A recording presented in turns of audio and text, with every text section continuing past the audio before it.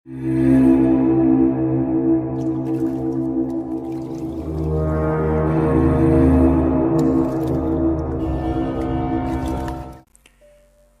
datang di Cerita Bebas Channel.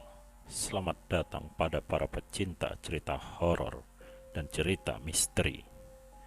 Di video kali ini, saya akan membawakan sebuah cerita horor, yaitu kisah ojol yang dapat orderan fiktif dari hantu cantik bercelana ketat. Cerita horor memang selalu menarik untuk disimak. Terlebih lagi, kamu yang sangat suka dengan hal-hal yang berbau mistis, seperti cerita horor yang viral di media sosial kali ini, di mana kisah nyata tersebut dibagikan oleh akun Twitter @catatanyohana_channel. Dalam cuitannya itu, pengunggah menyebutkan jika kisah ini menimpa teman satu SMA-nya yang bernama Rudy. Kejadian ini bermula ketika Rudy mendapatkan tawaran sebuah pekerjaan baru di Pulau Dewata. Saat itu, Rudy pun langsung menanyakan kejelasan tentang pekerjaan yang akan dia jalani selama berada di Pulau Bali. Secara singkat, Rudy dijelaskan akan bekerja sebagai driver ojek online di Pulau Bali di daerah Denpasar. Tanpa berpikir panjang, Rudy langsung bergegas menuju ke Pulau Bali. Di sana Rudy sudah ditunggu oleh temannya. Ia disediakan kosan guna sebagai tempat tinggal Rudy selama berada di Bali. Sesampainya di Bali, Rudy tidak langsung bekerja, tapi dia harus menjalani berbagai tahap tes hingga akhirnya ia lolos dan bisa bekerja sebagai driver ojek online di salah satu perusahaan ojol. Seminggu berlalu, Rudy masih saja belum memutuskan untuk bekerja. Di sana Rudy hanya berkeliling Denpasar sembari menghafalkan ruas-ruas jalan yang ada di sana. Setelah hafal, Rudy memulai pekerjaannya dengan mengantar salah satu mahasiswa dari universitas di sana. Lanjut setelah itu, Rudy mulai terbiasa dengan pekerjaan barunya itu. Hingga suatu ketika, Rudy mendapatkan orderan makanan, di mana orderan tersebut berjumlah lumayan banyak. Setelah makanan selesai dipesan, Rudy pun akhirnya langsung bergegas mengantarkan makanan itu ke tempat tujuan. Jalan demi jalan telah dia lalui, hingga tempat yang dituju pun telah ditemukan. Ini aneh, kata Rudy dalam hati. Tak disangka, ternyata tempat tujuan orderan itu adalah sebuah rumah kosong. Karena takut ada hal yang tidak diinginkan, tanpa basa-basi Rudy langsung memutar balik motornya. Rudy memacu motornya lebih cepat dari sebelumnya dan memutuskan langsung kembali ke kosannya. Sesampainya di kosan, Rudy dengan sukarela memberikan makanan tadi ke teman-temannya. Banyak sekali, Rud, tanya teman Rudy. Iya, barusan dapat orderan fiktif. Masa alamat tujuannya di rumah kosong? Jawab Rudy. Sambil terus mengobrol, mereka memakan sendiri makanannya. Hingga pada hari itu, Rudy memutuskan untuk tidak bekerja sementara waktu. Rudy hanya menghabiskan waktunya untuk tidur dan bermain game dari HP-nya di kosannya.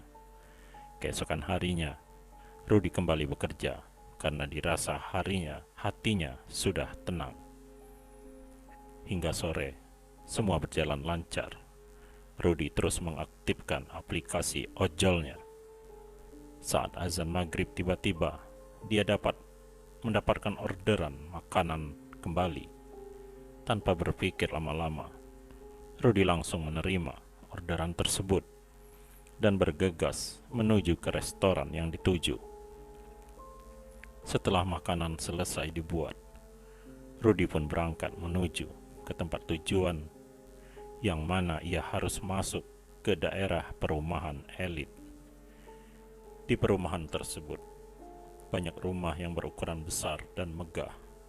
Sebelum masuk, Rudy meminta izin terlebih dahulu ke security setempat. "Pak, permisi minta izin, mau mengantarkan makanan di sana," kata Rudy. "Baik mas, sampean langsung saja ke sana," jawab bapak security-nya. Rudy pun langsung berangkat ke sana. Alamat tujuan sudah ketemu. Rudy turun dari sepeda motornya. Dia pun memanggil-manggil orang yang ada di dalam rumah tersebut. Karena tidak ada jawaban, akhirnya Rudy melihat sekeliling sambil mencari bel. "Sepertinya tidak akan kedengaran jika dipanggil dari sini," kata Rudy sambil mencoba menghubungi lewat handphonenya. Rudy menemukan bel rumahnya di pojok dekat gerbang. Rudy pun menghampiri bel tersebut dan menekannya hingga terdengar suara dari dalam. "Halo Pak, sudah di mana?" Ternyata telepon Rudy sudah diangkat dan menanyakan keberadaan Rudy. "Sudah di depan rumahnya Mbak," jawab Rudy. "Oh ya udah, saya keluar dulu," kata customer tersebut. Akhirnya Rudy mencoba menunggu. Tidak lama Rudy menunggu, karena pemilik rumah sudah keluar. Seorang wanita cantik sekitar umur 20-an, memakai kaos lengan pendek dan celana ketat. "Mbak Cici ya?" tanya Rudy. "Iya mas, ini uangnya," jawab Cici. "Waduh, saya tidak ada kembaliannya Mbak," kata Rudy. "Loh, ya udah kalau gitu saya ambil uang pas dulu ya mas," jawab Cici. Sebelum Cici kembali, Rudy memberikan makanannya agar sekalian dibawa masuk oleh Cici. "Tunggu sebentar ya mas," kata Cici sambil berjalan kembali masuk ke rumahnya. Cici terus berjalan cepat dengan sedikit lari kembali ke rumahnya. Cici sengaja tidak menutup kembali gerbang rumahnya. Sambil menunggu Cici mengambil uang pas, Rudy pun mencoba melihat seisi rumah Cici yang sangat bagus. "Bagus banget rumahnya," kata Rudy dalam hati. Di dalam gerbang tersebut terdapat taman, dan di tengahnya terdapat air mancur yang sangat indah. Sekitar 15 menitan Rudy menunggu, namun Cici masih saja belum keluar. Karena capek berdiri, Rudy memutuskan untuk duduk di sebuah kursi yang terbuat dari semen dan batu bata di dekat gerbang. Lama Rudy menunggu, hampir sudah sekitar 30 menitan. Hingga akhirnya Rudy memutuskan untuk memanggil Cici dari luar gerbang. Kalau dipikir pakai logika, Rudy sangat percuma memanggil Cici, karena kan jaraknya emang jauh dari gerbang depan ke pintu rumah Cici. Entah mengapa si Rudy ini lupa jika di situ ada bel rumahnya. Saat Rudy memanggil-manggil si Cici, tiba-tiba dia dikagetkan oleh security yang menepuk pundaknya. "Mas, ngapain manggil-manggil orang di dalam sana?" tanya Pak Security sambil menoleh ke arah Pak Security. Rudy menjawab, "Mbak Cici pesan makanan lewat ojol Pak." "Sebentar mas, sini dulu," kata Pak Security itu. Akhirnya Rudy berjalan 1-2 langkah dan berada tepat di samping Pak Security tadi. Mereka semua membelakangi rumah itu. Lalu Pak Security tadi berbisik kepada Rudy, "Mas, rumah ini sudah lama kosong," kata Pak Security. "Mana mungkin Pak," jawab Rudy yang tidak percaya dengan perkataan Pak Security itu. "Iya, pemilik rumah ini meninggal dunia, lalu keluarganya pindah, dan rumah ini dikosongi sudah lama," kata Pak Security yang mencoba menjelaskan. "Kok bisa Pak? Tadi itu mbaknya keluar, dia ngambil makanannya, karena uang yang dikasihkan nominalnya besar. Jadi saya minta diambilkan uang pas saja," kata Rudy. "Coba sampean lihat ke belakang mas, itu rumah Sudah kosong, kata security itu dengan nada yang sedikit menekan. Rudy pun menoleh ke belakang. Dan alangkah terkejutnya Rudy. Ternyata rumah yang tadinya bagus berubah menjadi rumah kosong yang tidak berpenghuni dan tidak terurus, di mana ada banyak sekali sawang-sawang di temboknya. Juga rumput alang-alang yang sudah tinggi. Astagfirullah, kata Rudy. Badan Rudy lemas dan gemetar. Tapi Pak, makanannya tadi dibawa masuk. Itu juga loh, kata Rudy yang masih tidak percaya. Lah, dibawa kemana mas? Itu loh makanannya masih nyantel di sepeda kamu, jawab Pak Security sambil tangannya menunjuk ke arah sepeda motor Rudy.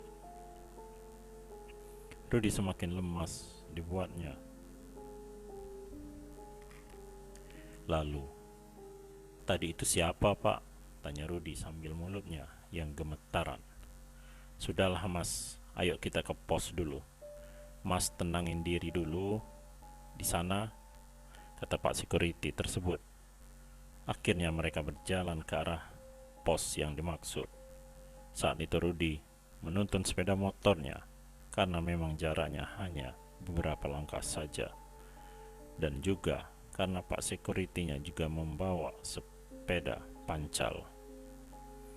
Sesampainya di pos, Pak Security itu memberikan segelas air putih kepada Rudy. Lalu dia menceritakan, memang banyak kejadian di rumah itu sebelum Rudy. Motifnya sama, memesan makanan lewat ojol. Namun banyak juga yang akhirnya mengetahui terlebih dahulu kalau rumah itu kosong sehingga ojol tersebut langsung buru-buru untuk putar balik. Namun juga ada beberapa yang mengalami kejadian seperti Rudy.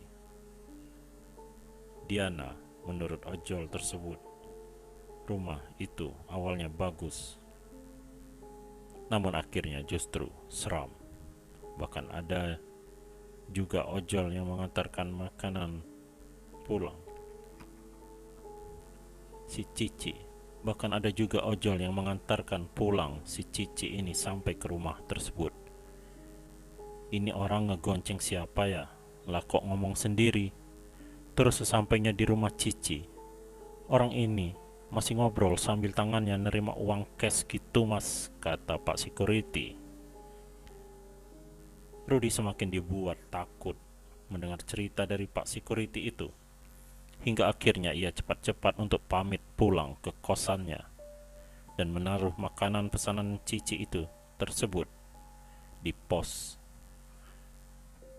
Pak Security. Ini buat bapak sama temannya aja, kata Rudy sambil memberikan makanan hasil dari pesanan si Cici. Setelah berpamitan, Rudy bergegas pulang ke kosannya dan menceritakan kejadian Rudy ke teman satu kosnya.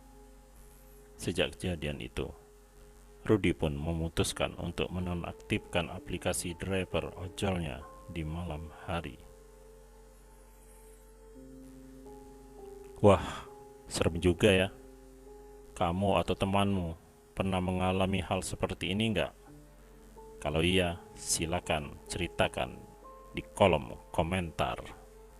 Demikianlah kisah horor kali ini. Semoga Anda terhibur dan tidak mimpi buruk. Terima kasih, sampai jumpa.